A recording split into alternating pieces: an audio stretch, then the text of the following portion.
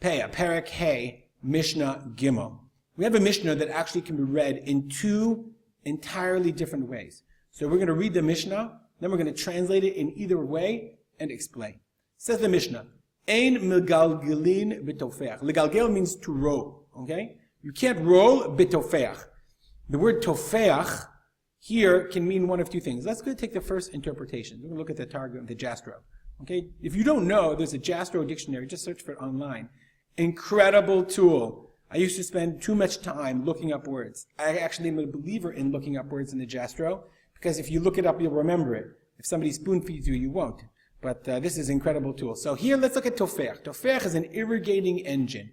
And of course, we get the Jastro bonus. One must not irrigate a field with an irrigator before the poor have collected their share. Back to the Mishnah.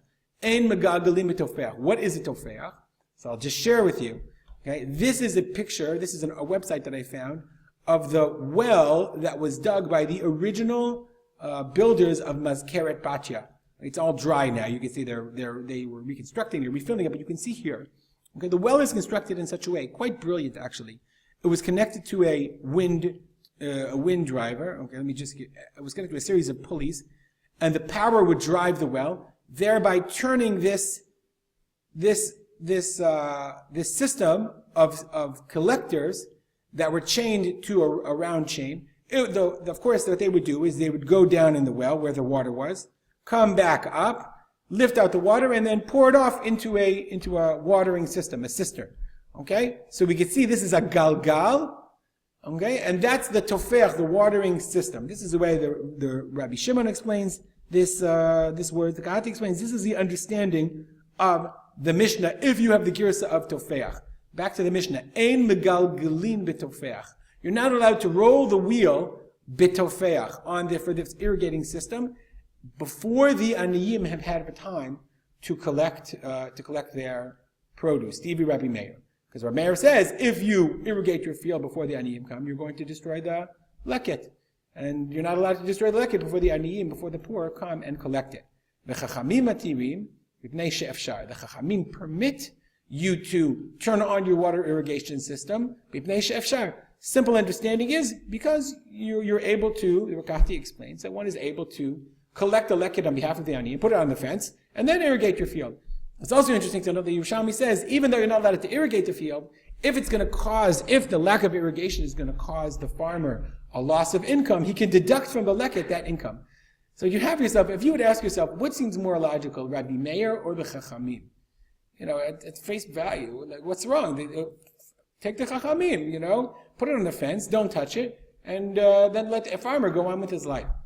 What's fascinating, Rabbi Meir's position, is a very interesting thing, because the idea that a poor person can enter into my field as a farmer and collect leket and collect peah, but now we're raising it another level. I'm limited in what I can do to my field until they come and take theirs. It gives them a sense of ownership over the field. I've given a share, you can look it up on YU Torah, on Parshat Kedoshim about peah. And it raises all kinds of fascinating issues about empowerment of the aniyim. That here the aniyim, the owner of the field has to wait to deal with his own field before the poor people can come in.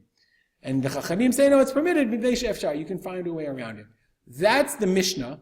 If we understand the word, if we have the girsa of tofeach. En megalgelim tofeach, you're not megalgel, you don't roll this wheel, you don't roll this well system until the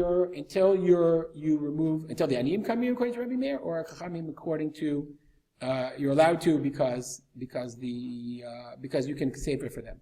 Let's go back to the Jastro. Derech Agav, I'd just like to point out, there's an incredible website which has the entire Jastro online. It's very, very useful. I'm very big into looking up words.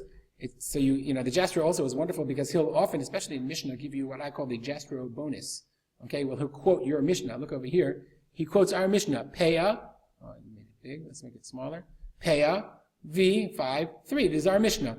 Okay, he's also going to quote our Mishnah here. Let's go back to our Mishnah. Let's read it the other way, because there's two entirely different ways to read the Mishnah, and this is according to the Bartanura and the Rambam. Ein megalgalin betofach, not tofeach, betofach. Div Rabbi Meir, chachamim matirim b'pnei she'efshar. So what is tofach? Let's go back to the Jastro. Tofach is an aquatic plant, the bean tofach. Okay? You're not allowed to megalgalin betofach. So the Bartanura explains it's a min kitniot dak. It's called in Arabic jilban. Okay, and it's okay. And what's the problem? Rabbi Meir says you cannot megalgalin al minazeh im shara minei zra'im niktzor otam biyachad. You can't cut this together with other zra'im because the leket that will fall from these zra'im will fall from this min garur. It's like a cheap plant. V'nivsa mafsid la'aniyim. It seems that whenever they planted their field, so this legume, this bean, was somehow intertwined. Personally, I'm not entirely sure why this is in Kalayim. We're going to get into Kalayim later, okay? But this is how the Rambam explains it, that megalgalim, you're not allowed to, legalgel means to roll together with. You're not allowed to roll this together with other minei zraim, other seeds. You have to plant it separately. Why? You can't cut them together because there's going to be leket from this bean, from this legume, and it's going to be very cheap, and it's going to leave you with bad leket.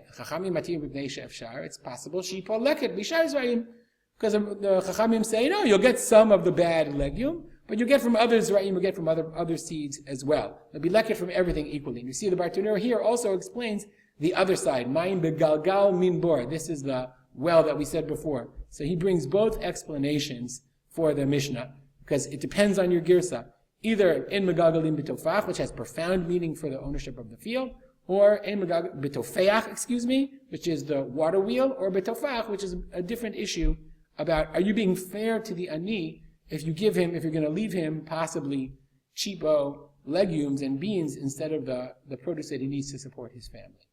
I want to dedicate this learning to the memory of my father, Harav Simcha ben Yitzchak Kalman. If you have any comments or questions, as always, email me, rspolter@gmail.com. Have a great day.